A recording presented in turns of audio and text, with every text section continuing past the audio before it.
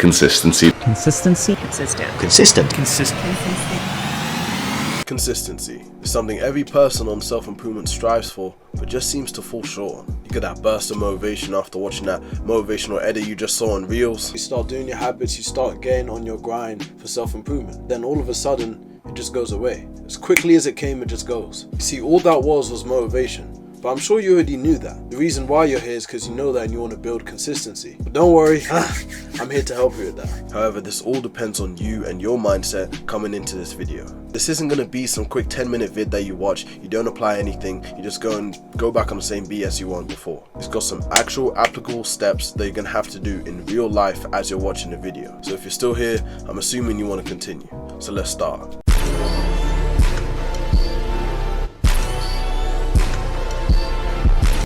%70 of your day is actually habitual and automated. Consistency is literally built on habits. Now we just need to make this 70% of your day focus on getting you closer towards your overall goals. Alright, right now go and get a pen and a piece of paper so you can write down what I'm about to tell you. You can use your notes app as well, but the reason I said a pen and a piece of paper is because you're going to remember it more, like it's there right in front of you and you can just put it into your notes later. Alright, now I'm going to be real with you. You need to sit down and actually think about your goals for life. What are your main goals right now and what habits will get you closer towards them? Hold on. Before you write down those habits so quickly, a maximum of 6 habits only. And I'll tell you my reasoning for this in a second. You see, most people on self-improvement, they want to be the best. They want to be the best as quickly as possible. They want to learn everything at once. They want to be the best. They want to be the greatest. They want to be the top 1%, right? Look, ego. You read Blue Lock. You watch some random vid on why ego is good for you and it's actually very good for competition and all that stuff. That's fine. People are biting off more than they can chew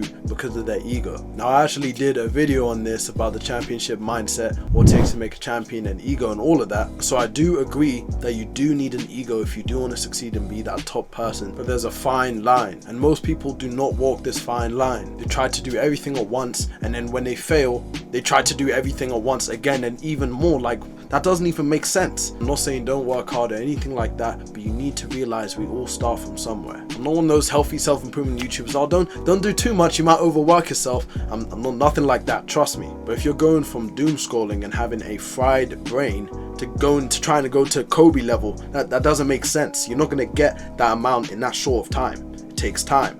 Even Kobe, you definitely know that when he was starting as a little kid, he wasn't doing nearly as intense of workouts and training sessions as he does when he was older. That's because he had to build that discipline and he had to build that consistency. But anyways, now you can start to think about your habits. For most people, it's making money, getting in excellent shape, learning how to fight and defend yourself. You need to be putting down habits that relate to those things. For making money, it'd be taking an hour of your day to actually research your side hustle or to find one and actually understand the videos and stuff that you're watching, not to just take some random notes that you know you're not going to really look back on. And on top of that, you'd actually need to add a habit so that you apply the stuff that you learned. So the habit could literally be applying what I learned yesterday, applying what I learned in my research yesterday. Yeah, and this is so that you're actually making progress every day.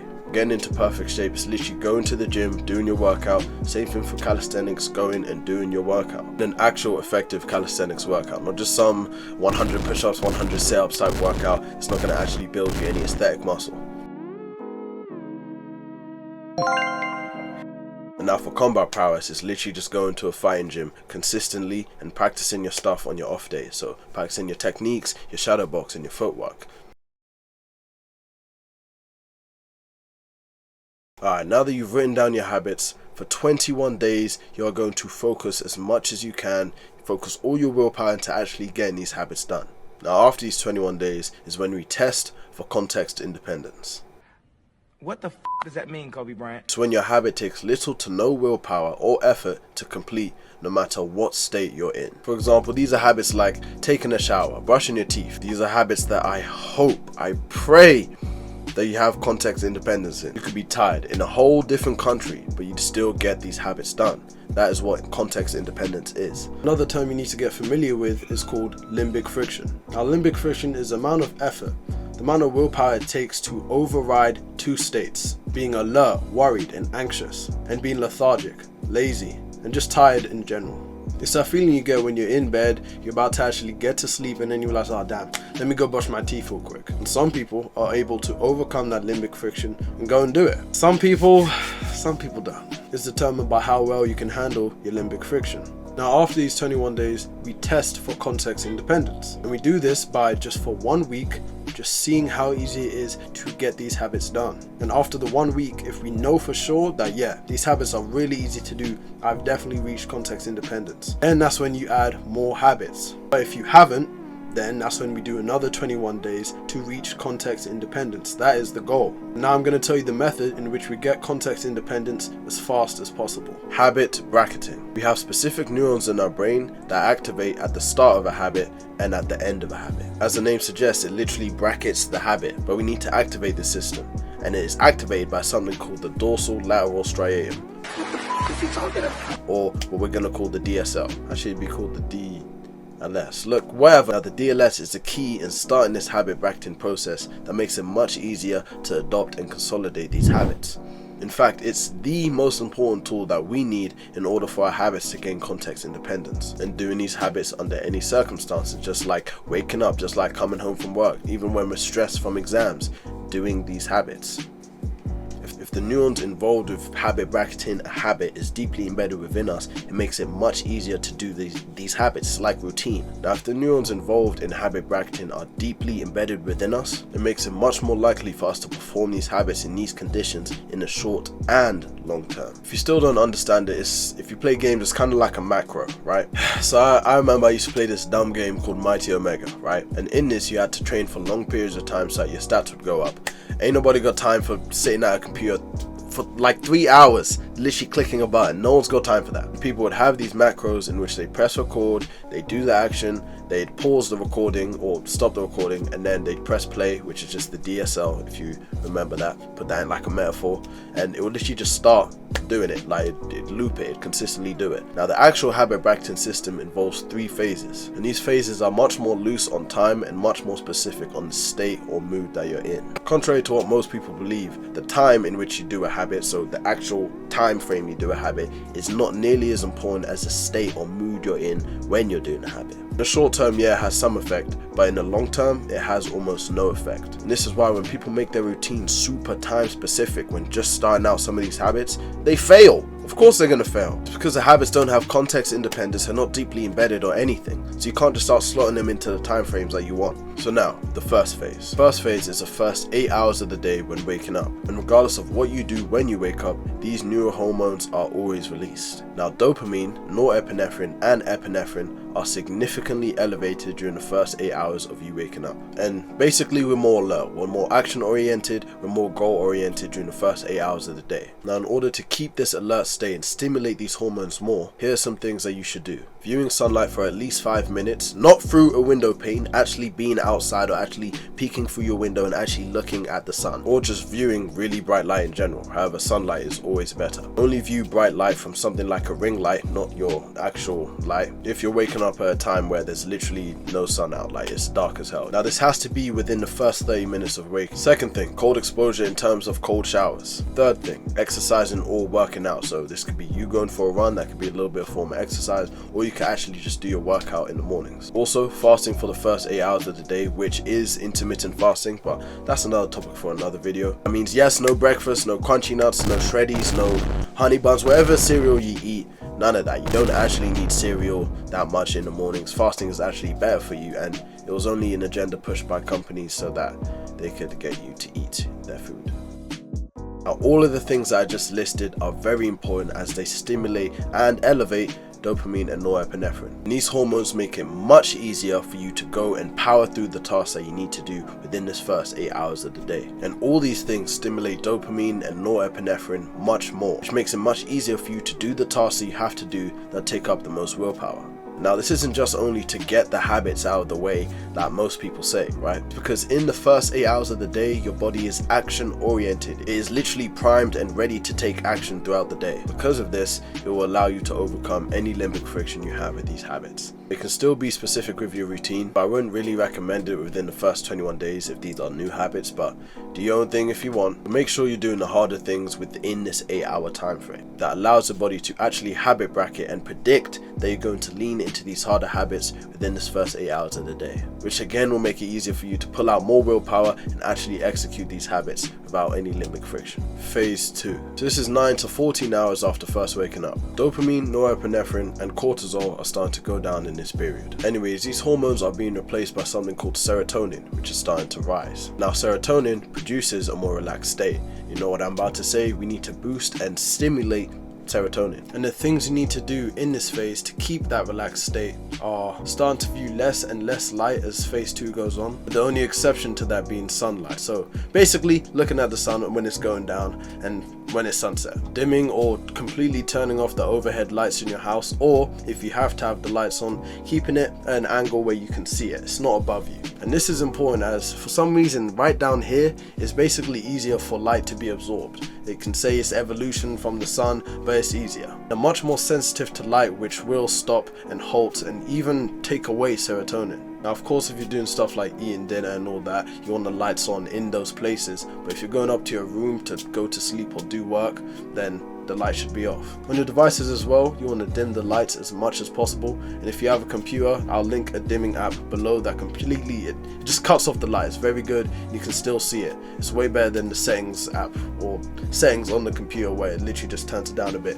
It's not that effective. And the last thing, which most of you are going to like, is taking hot baths. Now if you watch my sleep vid, a lot of this is just going to sound very similar, but the main thing is during this phase, you want to be doing habits that require much less willpower. Obviously you're still going to be alert and present, but it just doesn't require that much willpower to execute the habit. This can be things like meditation, stretching, reading, and any other similar sort of wind down activities. Now it's not to say that you can't do something like working out or intense study during this phase of the day, but for most people forming those two things as a new habit, it takes a lot of willpower and there's a lot more limbic friction as you are literally trying to override that calm state. I'm going to talk about this a little bit more in a bit, but working out, studying these intense sort of habits, if you have them on lock, like if you can do them at any time, they have context independence, you can move them around from phase 1 to 2, it doesn't matter. However, it only matters for phase 3, which is the most important part of all these 3 phases, because you need to wind down after doing something intense like this throughout the calm, relaxing period of the day. It's nothing too crazy,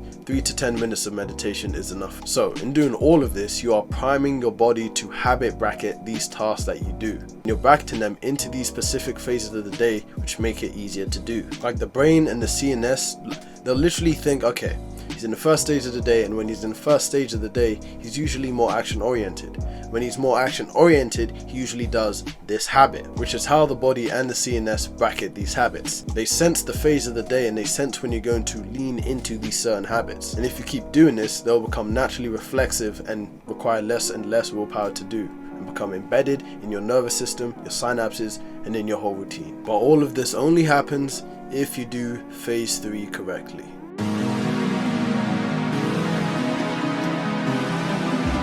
This is 16 to 24 hours within you waking up, and it's basically you going to bed and sleeping. I said this before and I'll say it again, this is the most important part of the day. And this is a part of the day where your brain is literally resting and molding itself, reprogramming itself, putting the cables where they're meant to be for the next day, building those neuron connections, embedding them into your nervous system so that it's easier for the next day. In this phase, there should be practically no light, as unfortunately during the 3rd phase of the day, it is much easier for light to be sensitive and completely affect your hormones, and you won't get to sleep. Or at least it will be much harder for you to get to sleep. Lights everywhere have to be off. The most you're using is your torch at the lowest setting. Cold environment is very important as well, as your body actually can't get to sleep unless it's under a certain amount of degrees. It's about 3 degrees under your body's natural temperature. Now if you are having trouble with sleep in general, you can watch my full sleep guide. and you can find that linked in the description below. Now let's say you do get to sleep and you have a few sleep problems, such as waking up in the night. If you wake up in the middle of the night,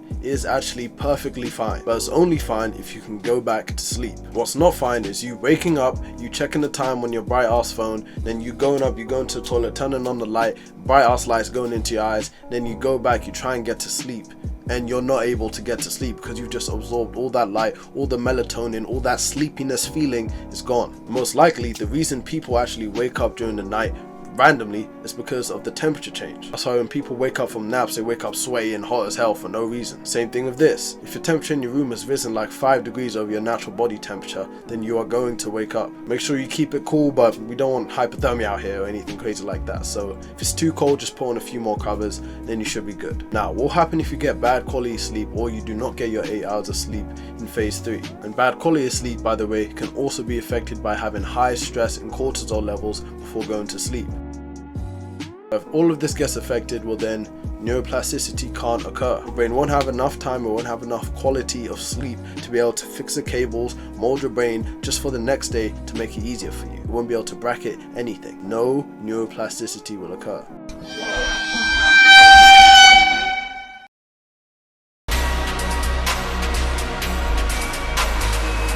Now in this part of the video, I'm going to go over some secret tools that you can use so that it's easier for you to execute these habits, and one of them is actually rewarding yourself after doing the habit. No, I don't mean when people do them diets and then take a little cheat day afterwards. It's nothing like that. It's not like, say you've been doing NoFap for like a month and then, okay, now that I've done it for a month, I get a little cheat wank. Like that's not how it works. Or focusing on your studies for 2 hours and then playing games for 5 hours afterwards. We're not rewarding good habits with bad ones. Doesn't make sense. We're trying to stimulate dopamine with the anticipation of a good feeling. For example, with working out. Say you don't want to go to the gym, say you don't want to do your calisthenics exercise, you don't want to work out. If you come to terms with it, yes, I don't like going to the gym, I don't really like doing this physical activity as of now. However, every time I do go to the gym, afterwards I feel amazing. I feel like I can conquer the world. I feel like I can do anything. When you focus on that feeling, you focus on that anticipation, that reward that you get from doing that habit, but then your body will start to produce more dopamine so you can pull out more willpower and execute the habit. And you can do this for any habit. And now combining this with the second tool will also increase your chances of success. However, I'll always say in the end, this really all comes down to your willpower. So what it is actually imagining the habit and the steps you're going to go through in order to execute that habit. Visualization. Think about like warming up an engine in the cold of winter, right? Of course, it's not going to start immediately, but if you warm it up, its chances of success will increase. Another gym example would be, okay, you're walking home and you are literally imagining what you're going to do when you get home. You're imagining the feeling of you putting on your shoes. You're imagining you opening the door and going out, going on your bike and going to the gym. Now you can be very, very specific about the steps that you're going to do. You can even write it down, and you can do this with any and all habits. You can even take it a step further, which is what I do sometimes. What I do is when I go to sleep, I'll actually visualize all the habits that I'm doing and the steps I'm going to do to get. It's basically just putting it all together. Now these two tools do not compare to this final tool, which is why I promised at the start of the video. Breaking habits. Ah man, I need some more. Hold on. Breaking habits.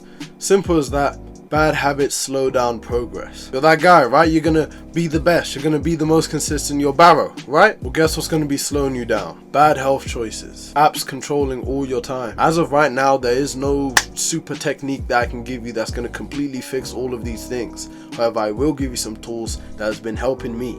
So, for applications, right? Stuff like TikTok, Instagram, all of that stuff.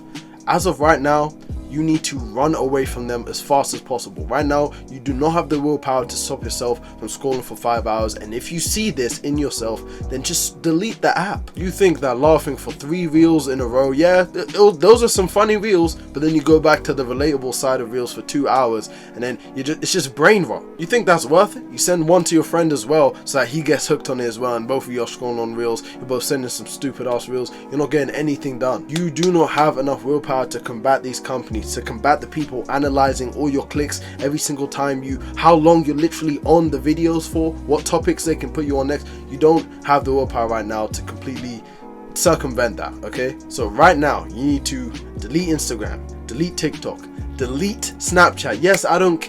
Look, you're young, you might be young watching this video, cool, you don't want to delete Snapchat, all your friends on there. Bro, why can't you just create a GC with your friends on the iMessage app? or on a texting app? Why can't you just text them instead? Why can't you just call them instead? Well, what do you really need Snap that much? Do you really need Snapchat that much? Right now, there is no way to completely take away shorts from YouTube, if you're on phone at least. If you're on your laptop, if you're on computer, using extensions to take away, bro, it's a lifesaver, I'm telling you. Now for the big one that everyone's trying to quit, corn or nofap, whatever you want to call it. As I said in my original video about this topic, you can't run away from the stimulus anymore. It's impossible. It's everywhere. You literally couldn't escape even if you tried. Even if you stay away from all the apps in your house, literally break all the devices in your house, it doesn't matter, as the stimulus exists in real life. You can't run away from anymore. I'm not gonna say, you know, you see someone in public, you knock on off in a bathroom. If you do, but what studies have found, and I know this is gonna sound crazy, but the basics always work. The punishment has to outweigh the benefit of the pleasure you get from doing it. I will say now, your punishment for fapping has to severely outweigh the urge. And that in of itself, because you are punishing yourself, no one is coming and punching you in the face or anything. You have to literally go through the punishment yourself. That takes willpower. So this generally, it might not be for everyone. Now the actual punishment, it's got to be like something physical, bro. It has to be. And I'm not talking about getting pinched or anything. I'm talking about non-lethal damage. This can be getting your friend to non-lethally harm you, so like a bare knuckle liver punch, right, or a stomach punch. Now I'm sure if you ask your best friend to do this to you, he would relish the opportunity. He would be so happy to do this to you. And when you do fail, because eventually you're gonna fail and it actually happens, you are going to literally go through the process every time you do get the urge. Oh no, I'm not it doesn't weigh it out. Like, I'm not gonna do that just to get like punched in the liver. Like that hurts too much. I'm not doing that. Or it could be something else, like eating a really high Scoville level like pepper, something like that, really high. Because people say, oh okay, I can handle my hotness or whatever like that. Bro, eat the one chip, eat the ghost chili pepper, order it. I'm telling you, you're not going to be handling none. I'm sure you guys know exactly what to pick if you wanted to pick something. You know yourself best, right? You know what you hate, physical pain, the worst, you know. If you really think about it, you know within yourself that if someone had a gun to your family member and every single time you fapped, they killed your family member, like they had him hostage, in some sort of scenario, you know you just wouldn't fap. Like, you know it. You know no matter how bad the addiction is, you wouldn't do it. Or let's say, imagine every time you fapped, you lost a testicle. You just wouldn't do it. That's so fucking stupid. Oh. You made it this far, then this video was cold. It helped you. You got some value from it. Amazing, right? Appreciate it, by the way. You can check out the value for yourself if you look at the link in the description below. But I got a closed community. It's $10 a month. You can join if you want to. I'm not gonna. This isn't like a force. Yeah, you gotta join my community. It's the best. Think about like a huge GC of people on self-improvement, but it's actually people on self-improvement. Like, it's not like you see these YouTubers Discords where, okay, cool, it's a Discord, but in the Discord, the self-improvement Discord, just talking about a bunch of bullshit. We do a lot of things. There's a lot of value in it, but again, check that out for yourself. I appreciate you even watching though, and yeah, that's the end of the video. I really do hope you gained value from this video. If you've got anything to say to me, my Instagram's in the description below. Good. The comments, you can literally just tell me, like, I read all the comments, bro. Like, it's cool. But yeah, appreciate you.